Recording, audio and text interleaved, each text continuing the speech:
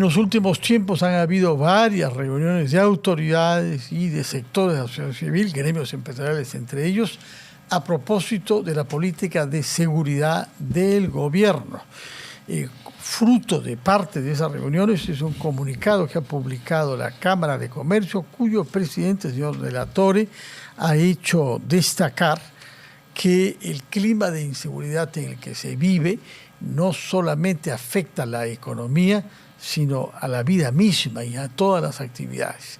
El señor La Torre, presidente de la Cámara de Comercio de Lima, ha insistido en la conveniencia de mantener un clima de diálogo, en este caso el que él respalda, liderado por el Congreso, para exigir acciones urgentes y que este clima, esta práctica del diálogo permita naturalmente reforzarla en compromiso del Estado contra la delincuencia.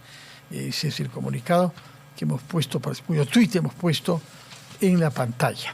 Entre tanto, hemos recibido al señor Edgar Vázquez, que es el director del Centro de Investigación de Economía y Negocios del ADEX, la Asociación de Exportadores, es decir, el gremio más directamente concernido con las medidas arancelarias unilateralmente impuestas por el presidente de Estados Unidos hace ya varios días. Muy buenos días, señor Vázquez. ¿Qué tal? Buenas noches, Fernando. Un gusto conversar contigo. ¿Cómo evalúa usted los últimos desarrollos a propósito del tema arancelario en los Estados Unidos? Porque han habido algunos matices, idas y venidas, y finalmente también la evolución de los mercados financieros, con los principales indicadores ahora, viernes, cerrando la semana, a la baja fuertemente, de la misma manera que el dólar afecta. Su balance inicial sobre el tema.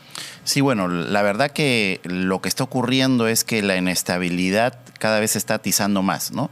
El hecho que el presidente Trump salga con unas medidas, luego las retrotraiga, les ponga nuevamente un plazo, siga con esta lucha con China, que haya respuestas, lo único que hace es alimentar más la incertidumbre y por ende afectar las tomas de decisiones empresariales de todo el mundo en realidad, ¿no? Porque estamos viendo que cada vez más empresas norteamericanas que compraban productos en el mundo, incluyendo el Perú, están paralizando sus compras, es decir, están afectando ya con bastante claridad su propia economía, están paralizando producciones y por supuesto ya se está reflejando en aumento de precios en los, digamos, canales de distribución en el propio Estados Unidos, porque los aranceles obviamente se están trasladando a los precios al consumidor en los productos de todo el mundo, ahora en un 10%, ¿no? Pero, y aquí quisiera aclarar algo, Fernando, ese 10% es un adicional.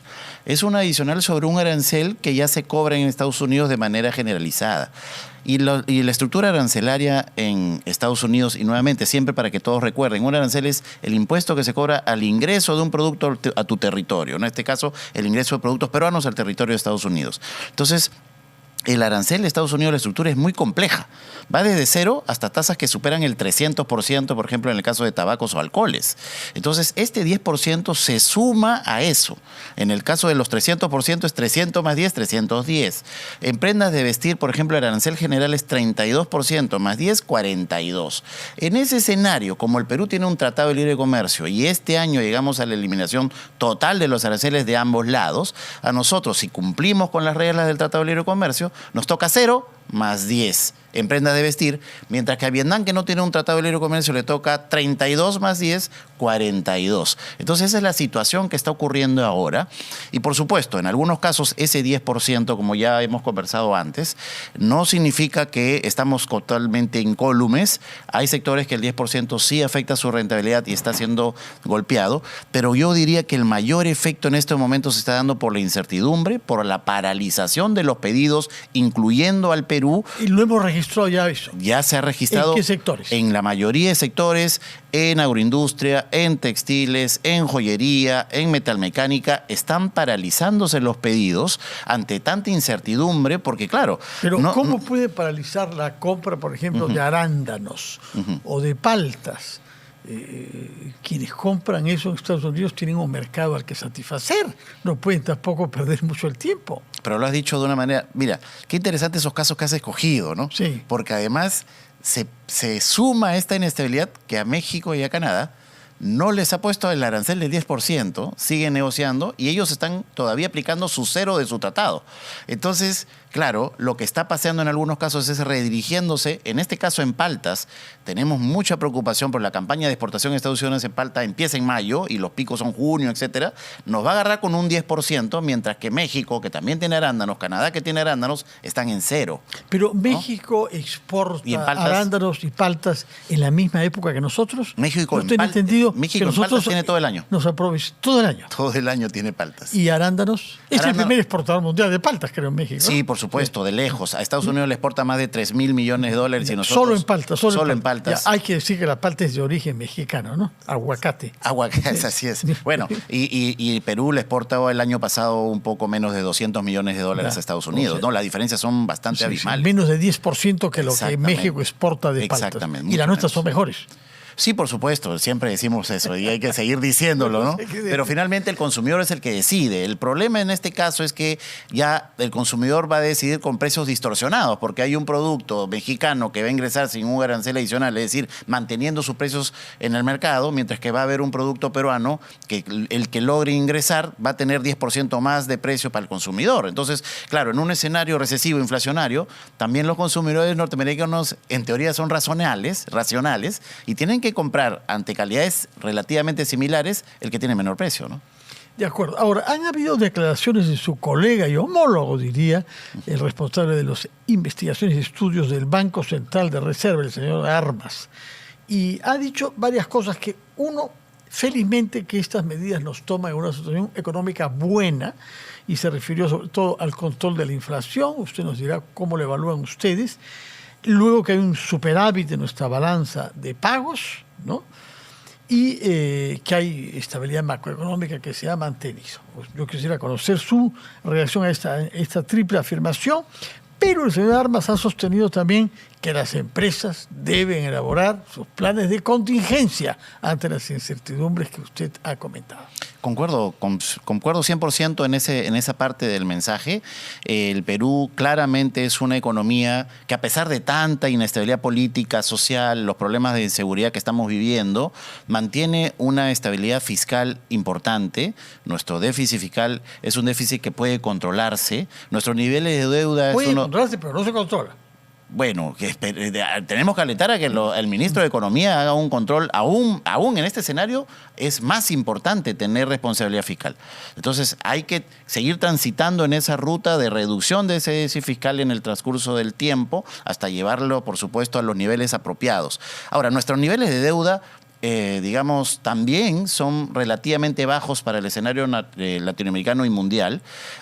Obviamente, con Estados Unidos, sobre todo, ¿no? Es en su moneda nacional. Y el control de la inflación, pues, es uno de los mejores, ¿no? Creo que hoy han salido los datos que el acumulado está ya en 1.5 anualizado. Entonces, estamos, digamos, en un escenario económico correcto, bien. Por supuesto, las empresas tienen que construir sus escenarios, tienen que mejorar sus eficiencias, pero no es suficiente. Pueden tener planes de contingencia. El señor Armas dijo también que las medidas impuestas por Donald Trump afectan al 70% de nuestras exportaciones. ¿Usted comparte esta cifra o tiene algún matiz que precisar? Ahí creo que hay alguna, digamos, posible error de cálculo, pero sobre lo primero, sobre lo que me mencionaba, si todas las empresas podrían tener algún plan de contingencia, la respuesta es no. Hay algunas que ya han logrado diversificar mercados, que pueden, digamos, que tienen exportaciones a Europa, al Asia, al resto del continente latinoamericano, que probablemente en un corto plazo podrían en algún caso redirigir. Pero si esta circunstancia se mantiene y se extiende en el tiempo, claro, la calidad y el tamaño del mercado norteamericano es irreemplazable, ¿no? Entonces, ahí sí no va a haber ninguna empresa que no termine siendo afectada si es que esta circunstancia se prolonga mucho en el tiempo y si es que bajo las negociaciones del MINCETUR, de Cancillería, esta medida no se nos levanta. Y con respecto al porcentaje, él menciona a las exclusiones que ha hecho Trump en algunos sectores respecto de este 10%, básicamente el cobre mencionó, ¿no? Y en realidad es cierto, el presidente Trump ha excluido el cobre y los productos de madera de esta medida en este momento. ¿Por qué? Porque está haciendo investigaciones. Hay investigaciones, le ha encargado a sus autoridades de comercio, investíguenme estos productos para ver cuáles van a ser los niveles de sanción que se les va a aplicar. Ahora, el Perú en el caso del cobre, no exporta concentrados de cobre hacia Estados Unidos. Los concentrados se van principalmente a China. Lo que exportamos a Estados Unidos son derivados del cobre, cátodos, alambres, desperdicios, etcétera, de cobre. Eso es más o menos al año unos 900 millones de dólares. Y en maderas exportamos, y productos de madera, menos de 20 millones de dólares. Bueno. De los 9.500 millones de dólares que exportamos a Estados Unidos, estas exclusiones son menos del 10%. Quiere decir en realidad que más del 90% de los productos que exportábamos a Estados Unidos ahora están afectados por el 10% del arancel adicional. Ya, se dice que Trump ha tenido que retroceder en parte por la constatación de que había una venta masiva de bonos de la deuda norteamericana. ¿Qué es lo que ha pasado en Estados Unidos? ¿Por qué, bajo qué presiones económicas se ha llevado el presidente Trump, que aparentemente ni él, ni el señor Peter Navarro, ni el secretario del Tesoro, ni Elon Musk, el supuesto genio, habían previsto? Pero ya hay críticas entre Elon Musk y Navarro, ¿no? Muy fuertes, muy duras, severas. Más que en todo caso sobre Navarro ha dicho que es más bruto Así que es. zapato.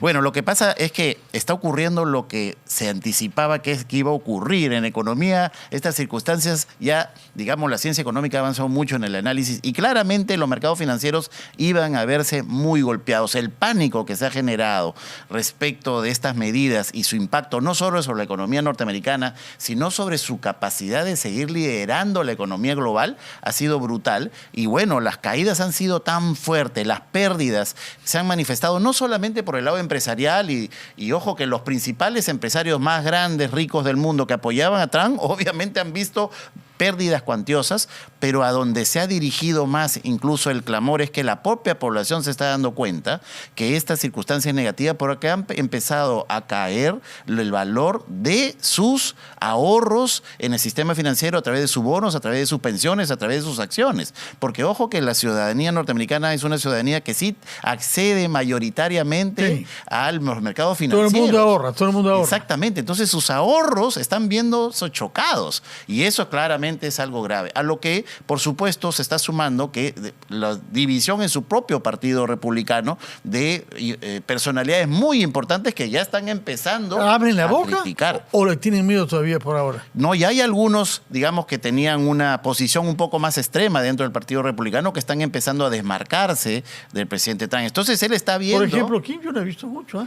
Sí, digamos, algunos de los extremos, más digamos, de los extremos en el partido republicano. Pero mira, aquí hay una circunstancia muy clara, ¿no? Finalmente, el presidente Trump está observando que puede estar perdiendo aliados en su propio entorno, entre sus propios votantes, y además, por supuesto, es evidente que los efectos que estaba teniendo en sus socios esta propia medida estaba ocasionando la posibilidad de que se termine aislado. Entonces, es en parte el por qué, digamos, ha retrocedido y ha suspendido esta otra medida, pero también hay algo muy concreto, Fernando, y quiero señalarlo, ¿no? Finalmente, en los primeros días de la aplicación de la medida, los montos de recaudación por el 10% han sido sumamente importantes. En un análisis estático, es decir, si supusiéramos que Estados Unidos va a importar las mismas cantidades que importó el año pasado y mantiene un 10% de aranceles, en un año estaría recaudando más de 336.000 millones de dólares. 336.000 de aranceles. Claro. Más que nuestro Producto Bruto Interno. Así es. Bueno, hemos hablado de las reacciones que han habido hasta ahora, la primera ola de reacciones. Pero ¿qué se puede temer a mediano y más largo plazo? Bueno, las reacciones han estado bastante limitadas. Básicamente China, ¿no? Es el país que claramente ha retaliado. Después han habido mensajes de posibilidad de retaliación por parte de la Unión Europea y algunos. En Brasil el Congreso le ha dado la libertad de tomar medidas al presidente Lula. Hay algunos países, pero no han aplicado eso. Después la gran cantidad de los países lo que ha privilegiado es la cabeza fría, el actuar en conveniencia propia en esta circunstancia tan compleja y han buscado los canales de comunicación, tanto diplomáticos y en el caso del Perú diplomáticos y los comerciales porque tenemos un tratado de libre comercio.